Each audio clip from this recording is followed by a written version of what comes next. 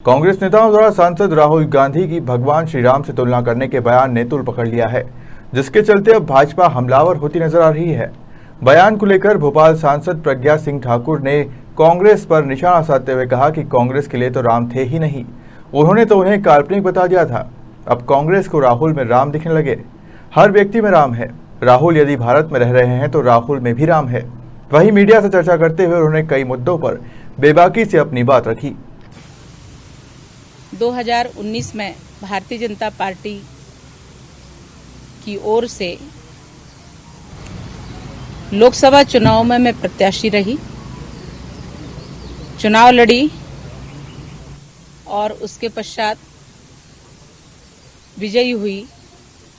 3,64,822 वोटों से मैं जीती। कांग्रेस को ये हजम नहीं हुआ। मेरे समक्ष जो प्रत्याशी खड़े थे वो पूर्व में मुख्यमंत्री भी रह चुके थे और भी काफी वरिष्ठ कांग्रेस के नेता रहे। मेरा जीतना और उनको अपनी हार बर्दाश्त नहीं हो रही और इसलिए कांग्रेस को ये सहन न होते हुए उन्होंने मेरे चुनाव को चुनौती दी। हाई कोर्ट जबलपुर में 8 जुलाई 2019 को उसमें उन्होंने एक आरोप लगाया कि मैंने धर्म के नाम पर चुनाव जीता। वो भी केस पेंडिंग है, कोर्ट में चल रहा है, इसलिए उस पर ज्यादा कुछ मैं नहीं कहूंगी। किंतु उसी में उन्होंने एक आरोप लगाया था कि माननीय प्रधानमंत्री मोदी जी, माननीय गृह मंत्री अमित शाह जी, श्री योगी आदित्यनाथ जी, श्री राम माधव जी और श्री देवेंद्र फडणवीस जी, इन्होंने साध्वी प्रज्ञा सिंह के चुनाव को उचित माना। ये उन्होंने याचिका लगाई।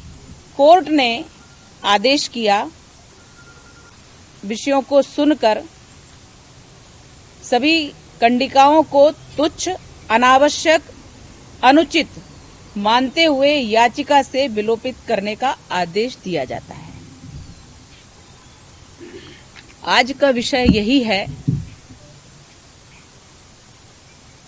ये जबकि कोई विषय नहीं है, लेकिन कोर्ट में इस प्रकार की याचिकाओं को लगाना, इस प्रकार से नाम लेना, माननीय प्रधानमंत्री, गृह मंत्री, यूपी के मुख्यमंत्री, सभी माननीयों को इसमें सम्मिलित करना, महाराष्ट्र के मुख्यमंत्री, संघ के पदाधिकारी, सभी को उसमें लपेटना और अपनी भड़ास निकालना, ये कांग्रेस का बिल्कुल व्यवस्थित तरीका है कि कैसे भी करके जनता को भ्रमित किया जाए, कैसे भी करके अनुशासन तोड़ा जाए, कैसे भी करके संविधान का मजाक उड़ाया जाए।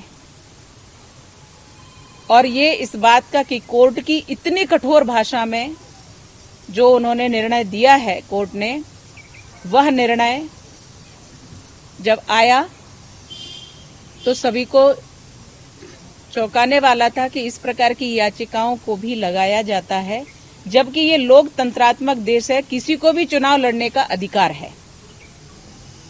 और मैंने भी उसी अधिकार के अंतर्गत, पार्टी ने मुझे चुनाव लड़ाया, भारतीय जनता पार्टी ने चुनाव लड़ाया और मैं चुनाव लड़ी, चुनाव जीती, बहुत अच्छे मतों से जीती, इसलिए उनको सहन नहीं हुआ।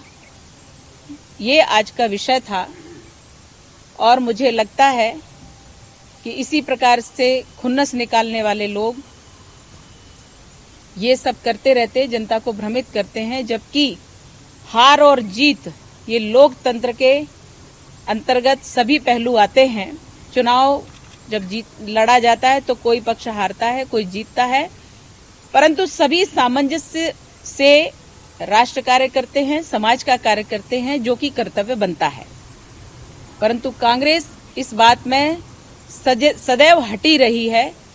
जो हमारे त्योहार हैं, उन त्योहारों में हमें प्रसन्नता का वातावरण रखने का, प्रसन्नता से, उत्साह से हमें त्योहार मनाने का पूर्ण अधिकार है और हम उस अधिकार का उपयोग करेंगे और पूर्ण रूप से दीपावली बहुत अच्छे और उत्साह से मनाएंगे।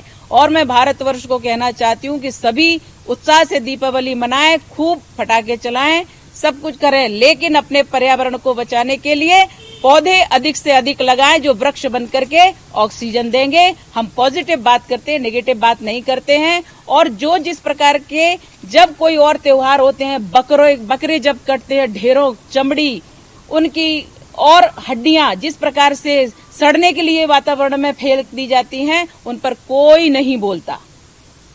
जब 31 दिसंबर आता है, इतना फूहड़पन परोसा जाता है, इतना बारूद चलती है, इतना शराब बिकती है, सब कुछ होता है, उस पर कोई नहीं बोलता। पर जब दीपावली आती है, गणपति जी आते हैं, नवरात्रि आती है, श्रावण आता है, इन त्योहारों पे जो बहुत हमारे प्रकृति से मिलकर के चलते हैं, उन पर जाने क्यों कटाक्ष किया जाता है और क्यों लोगों को पीड़ा होती है।